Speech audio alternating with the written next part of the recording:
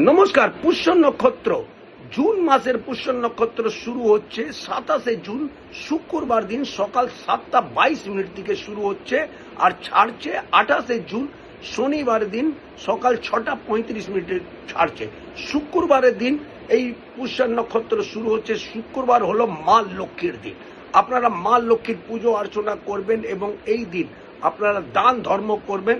আর তার সাথে সাথে যে কোনো মন্দিরে গিয়ে যদি পুজো অর্চনা করেন অতি অবশ্যই আপনারা সুখ সমৃদ্ধি শান্তি ধন্য ধান বৈভব আপনারা পাবেনই পাবেন।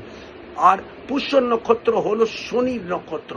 খেয়াল রাখবেন এই দিন মিথ্যে কথা একদমই বলতে যাবেন না এবং তার সাথে সাথে কাউরি অপমান করবেন না।